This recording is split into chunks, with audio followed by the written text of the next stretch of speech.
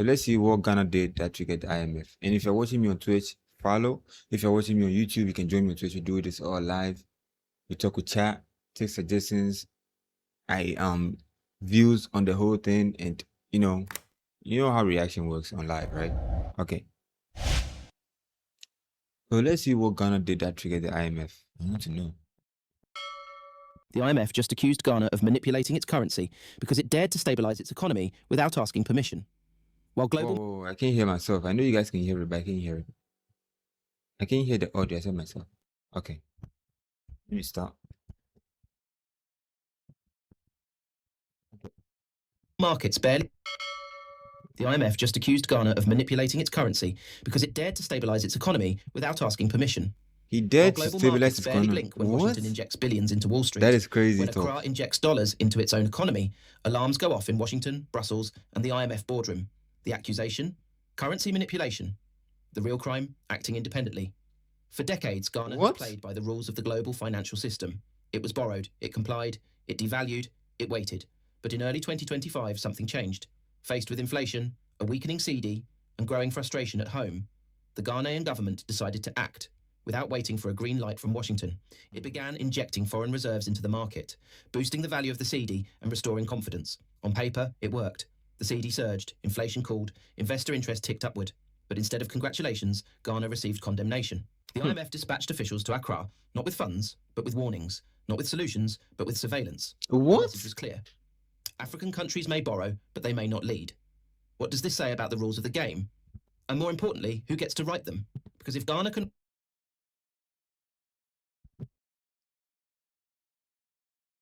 Did you guys just hear that? Did you hear what he just said? African countries may borrow but may not lead. What? Nah, man. Rise on its own terms, it challenges more than just economic orthodoxy. It challenges control, it challenges dependence, and perhaps it even challenges fear itself. So what happens when an African country plays by new rules and wins? Let's take a closer look at what Ghana did and why the IMF couldn't look away. In early 2025, while most headlines were fixated on elections, wars, and central bank interest rates in the West, a quieter confrontation was unfolding in West Africa. And yet this confrontation between Ghana and the International Monetary Fund may prove to be one of the most consequential economic flashpoints of the decade. At the centre of it all, the Cedi, Ghana's national currency. By January, the Cedi had reached historic lows. Inflation was spiralling, public frustration was mounting, and Ghana faced the same impossible question that so many African nations have faced before. Comply or create? Wait for the next tranche of IMF support or chart an independent course? Ghana chose the latter. Without fanfare, the Bank of Ghana began intervening directly in the foreign exchange market. Using its limited reserves of US dollars, it injected capital into the system to strengthen the Cedi and dampen inflationary shocks. It was a high-stakes move, economically, politically, and symbolically, and it began to work. In just under 90 days, the Cedi rebounded by nearly 20% against the dollar. Local importers breathed a sigh of relief. Market traders saw a slowdown in price hikes. Public sentiment shifted, and for a moment, it looked like something rare was happening. An African economy had taken control without external permission and succeeded. But success has consequences. In March, the IMF issued a stern public statement accusing Ghana of currency manipulation and undermining market transparency. What? It warned that the government's actions threatened the integrity of its ongoing debt restructuring agreement. The language was diplomatic, but the message was unmistakable. You may survive, but not like this. The IMF immediately dispatched a technical team to Accra. No financial relief, no collaborative review, just a message. Stop the interventions. Let the market correct itself. Let the Cedi float, even if it sinks. But Ghana refused. That is this. That same week. I hope this thing is just someone who has just sat down and wrote something. But if this thing he's saying is actually true, that is disgusting, bro. What? Yeah, these people are not helping us, bro. Bank of Ghana responded firmly. We are not manipulating, we are stabilizing. There is a difference. Our reserves exist for moments like this, and this is our decision to make. Yes. Inside Parliament, the fallout was immediate. Opposition That's a nice accused the government of clapback. artificially inflating the currency and risking long-term disaster. Pro-government voices pushed back, calling the move a necessary intervention and a sovereign right. And on the streets of Kumasi, Tamale and Accra, people were watching, not policy details, but prices. A school teacher told the local press, I don't care what Washington says. If my salary stops disappearing before the month ends, that's all the policy I need. That's all, This was bro. no longer just a monetary dispute. It had become a moral one. Because if Ghana could defy the script, and if it could do so without collapsing, what would stop Nigeria, or Kenya, or even the restive nations of the Sahel? The stakes had quietly escalated. This wasn't just about stabilizing a currency, it was about destabilizing a narrative, one that says African countries must always borrow, obey, and adjust. The most striking part? Ghana didn't Crazy. reject IMF loans outright. It didn't nationalize its banks. It didn't default. It simply made a decision to defend its currency using its own tools, and that decision proved intolerable. Why? Because it created a dangerous precedent. The idea that an African country might manage its own monetary destiny and succeed. Across Africa, economists took notice. In Burkina Faso, where Captain Ibrahim Traoré has launched similar sovereignty-first reforms, state-run media hailed Ghana's move as a blueprint for resistance. In Senegal and Côte d'Ivoire, editorials asked if the IMF model was still relevant. African news platforms flooded with op-eds from diaspora economists backing Ghana's boldness. The global financial order was watching, nervously, because this wasn't just a monetary fluctuation. It was a political signal. The age of economic permission in Africa might be ending. But this wasn't just about numbers. This was a message. A message powerful enough to make global institutions tremble, and perhaps a continent rise. What happened next was not a press conference. It was a political thunderclap. Standing before journalists in Accra, the Ghanaian finance minister issued a defiant statement. This country will not be punished for defending its economy. We will not let algorithms in Washington dictate the price of bread in Kumasi. The moment was electric. This wasn't just economic policy anymore. Like you guys can sit down and control your money, but when we try to do it for ourselves and stabilize our economy, it's a bad move, and you're saying we have to borrow and not. What? This is a joke, bro. This is crazy. Those first line this guy said, this AI guy said from the start of the video, is crazy. With a microphone, and it sent shockwaves far beyond. Really crazy, bro. In the days that followed, the confrontation escalated. IMF spokespersons, in unusually blunt terms, reiterated their concern that Ghana's currency interventions were not in line with free market practices. Behind closed doors, rumours swirled of delays to Ghana's debt restructuring deals. Some Western analysts floated the idea of revising the country's credit rating. But something unexpected happened. Ghana didn't back down. In fact, it doubled down. The Bank of Ghana expanded its interventions, this time targeting speculative forex traders who were betting against the Cedi. Government officials made clear that they would not allow external actors to engineer artificial volatility. Nice. The tone was unmistakable. This was not a plea for understanding. This was a declaration of resistance. Across the country, the move ignited debate. At universities, student unions hosted forums titled, "Can Ghana survive without the IMF?" We don't need the IMF, bro. We don't need them, man. What are we saying? Citizens held up their phones showing a stronger exchange rate and asked the question that rattled the system. If this is manipulation, why does it feel like progress? Not everyone was convinced. Some economists warned that this strategy was unsustainable. A leaked memo from a regional bank suggested that Ghana's reserves could be depleted within 6 months if the pace of intervention continued. The opposition in Parliament accused the administration of playing with fire, jeopardising hard-won international trust. But the government held the line. And it found unlikely allies, not in Washington or Brussels, but in Ouagadougou and Bamako. Captain Ibrahim Traoré, leader of Burkina Faso, I love that man, bro. Stance, calling it an act of financial courage. He added, "Africa cannot rise if we are punished every time we act on our own terms." State media in Mali, Niger, and even parts of North Africa began referring to Ghana as the first domino. A televised roundtable on African news asked, "Are we witnessing the beginning of a monetary rebellion?" Meanwhile, the symbolism deepened. Ghana was no longer just defending the Cedi, it was defending the very idea that an African government can make independent fiscal decisions and survive. Oh my God, bro. The climax came not with a dramatic collapse, but with a quiet resolve. One Friday morning, as markets opened, the Bank of Ghana... Bro, imagine, just imagine, bro. Like, the worst part is they don't even try to, like... So, you see the way Xbox... Let me use Xbox as an example because I play games a lot. When I try to buy games, I use the South African account.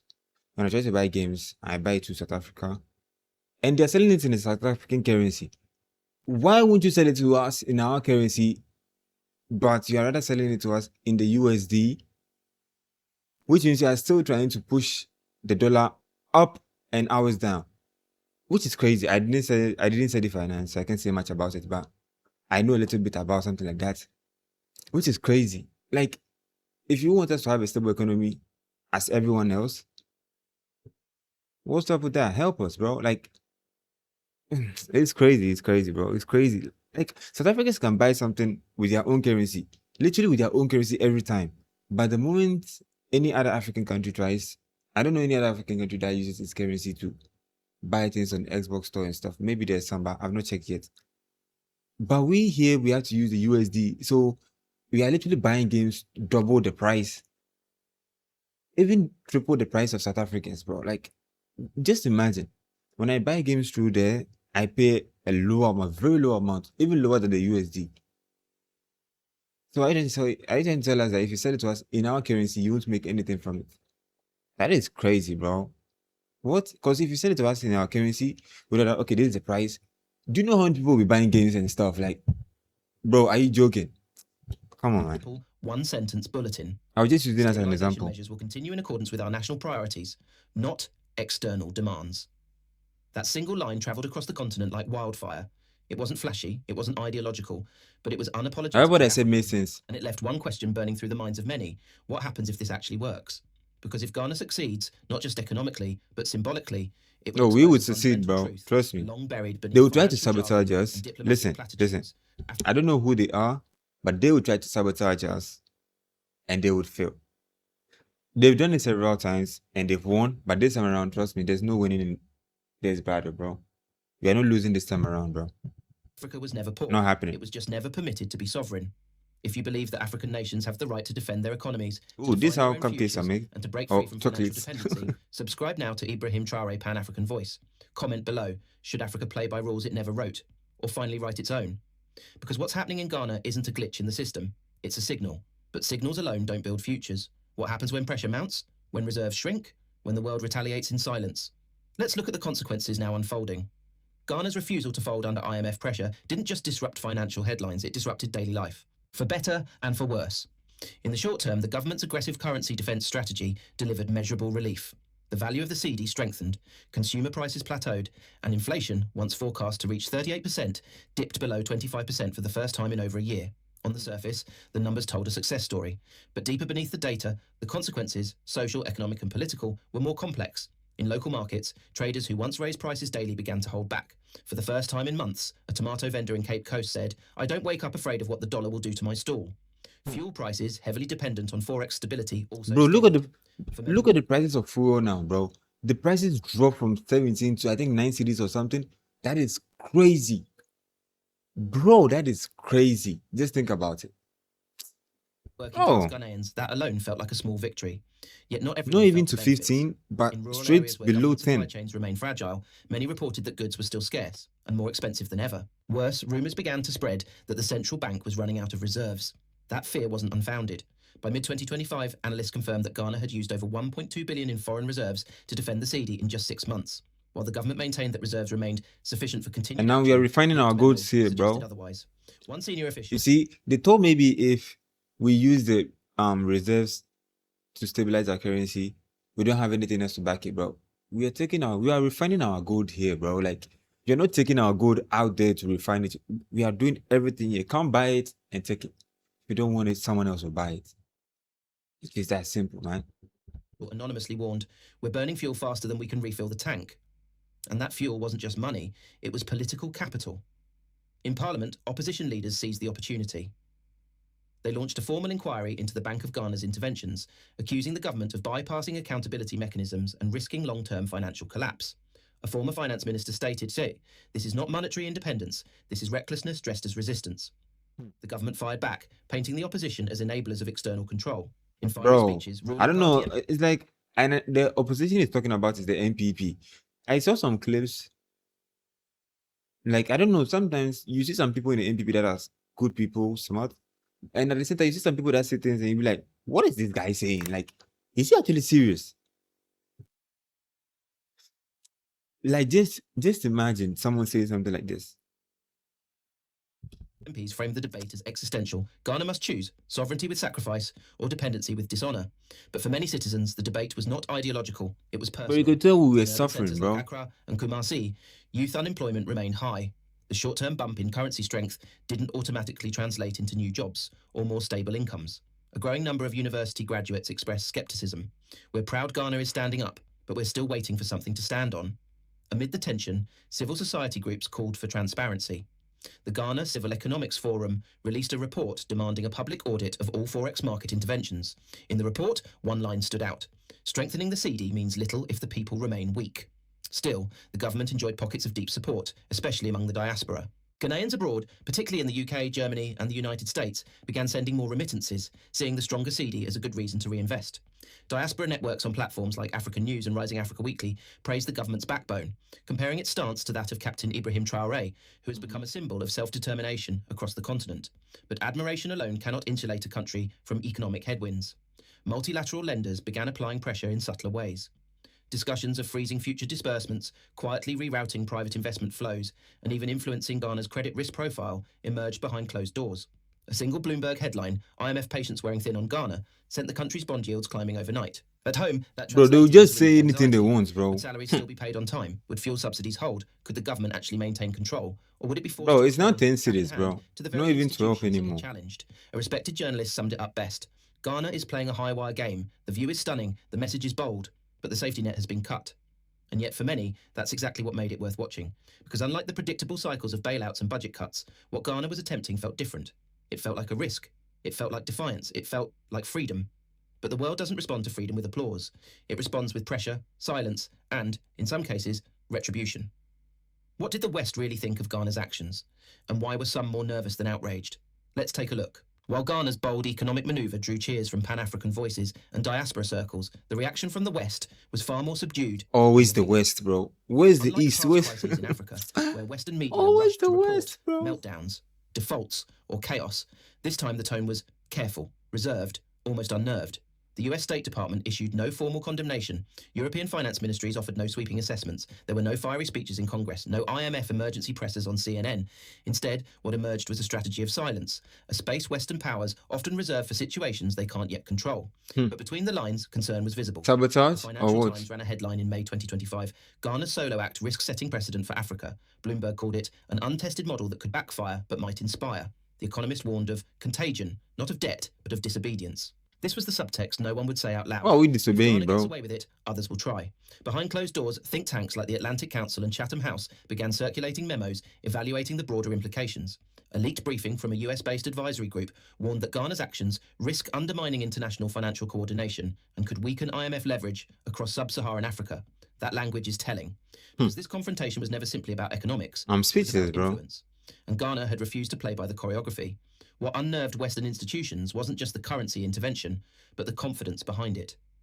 The absence of panic, the refusal to apologise, the clarity of intent, and perhaps most of all, the public support it generated across the African continent. After all, the IMF has spent decades positioning itself as a partner in development. But when Ghana, Yeah, right. a country with a track record of cooperation and diplomacy, took its own route, that narrative cracked, and so too did the quiet fiction that African economies are incapable of standing without scaffolding from the West. US media outlets tried to reframe the story. Some editorialized that Ghana was risking its fragile recovery. Others speculated that Accra's actions could involve Fragile new populist recovery is regimes. crazy. But the story didn't stick. Even moderate economists in Europe and Canada admitted off record that the fundamentals of Ghana's strategy were not unsound. Still, discomfort lingered.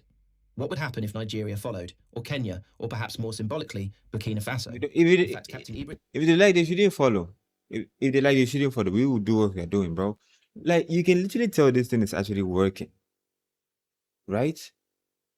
You can, bro, the dollar came down from, where was it? 16? I think at some point it went to 17, 16. It was playing around that circle. And then bam, straight to 12, bam, 10, and now it's like lingering around 10.8, 10.5, 10.2, other side. I'm waiting for the moment to hit 9, but the moment it cracks 9, oh, that's it. It's not going up again. It's going to just keep dropping. Imagine.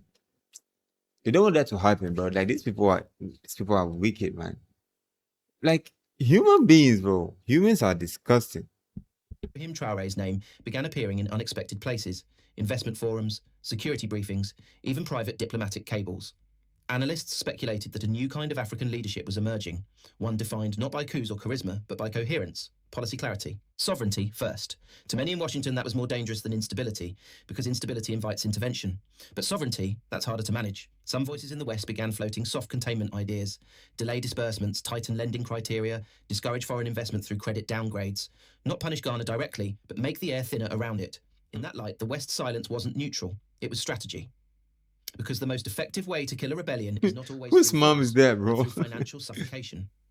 Starve the oxygen, let the Just model now. fail quietly, let its lessons vanish. But that approach assumes something critical Wait, this is not that Ghana, Africans bro. won't notice. And in 2025, To 25, that assumption no longer holds. From Dakar to Dar es Salaam, the Ghana story spread, sometimes through mainstream media, but more often through encrypted WhatsApp chains, Pan-African podcasts, and diaspora forums. People weren't just watching Ghana, they were studying it. But studying alone isn't enough. What happens when others begin to follow the Ghanaian path? And how will the global system respond to a continent rewriting its economic script? They gain their freedom. First. What happens when a nation stops asking? Oh, this was, I think, 4 years ago. Not for applause, but simply stops asking. That's the question Ghana just forced into the bloodstream of the global financial system. By defending its currency without permission, Ghana didn't just defy IMF expectations, it exposed a deeper, quieter fear that African success without supervision may be more disruptive than African failure under control. Because this was never about spreadsheets, it's about scripts written over decades, scripts that allow Africa to borrow but not lead, comply but not define, survive but never ascend, unless approved. Ghana turned the page, and the world isn't sure what to do next, but responses are coming, not with tanks but with tactics, credit withheld, trade deals delayed, ratings quietly revised. The tools of control don't need boots on the ground, just silence in the boardroom. Why the panic? Because if Ghana succeeds, what stops Côte d'Ivoire, Senegal, or the newly emboldened Burkina Faso, where Captain Ibrahim Traoré is already rewriting the rules of post-colonial power? This is the moment when quiet choices become continental signals, and when one currency begins to carry the weight of a movement. So we ask you, is the world afraid of a fragile Africa, or of a fearless one? Is Ghana forging a new path, or stepping too far? Do you still trust the IMF's role in Africa? And do you believe Ibrahim Traoré's vision has global meaning? If these questions stir something in you, subscribe now to Ibrahim Traoré Pan-African Voice. This isn't just wait, that's one of them. Where sovereignty don't tell me this script is stolen. Africa doesn't ask to be heard, it authors its future. Drop your thoughts below. Share. Yeah, this is an amazing video, bro. And very shocking. This is a very shocking video. But yeah, we need to keep going, bro. We don't have to stop. We don't owe anyone anything, man. I don't know much about finance, but from what I heard in this video, like the fact that, and you can literally feel it in the air, like there's change. You can feel like, yeah, things are becoming a bit eased down compared to first, bro. Like, why? Like, why do you want to control other people? Like, there's still colonialism going on, bro. Like, they are still controlling people through sneaky ways, like through our leaders and stuff. And now we have leaders who actually want to help us, and you don't want them to help us, but you want your, bro.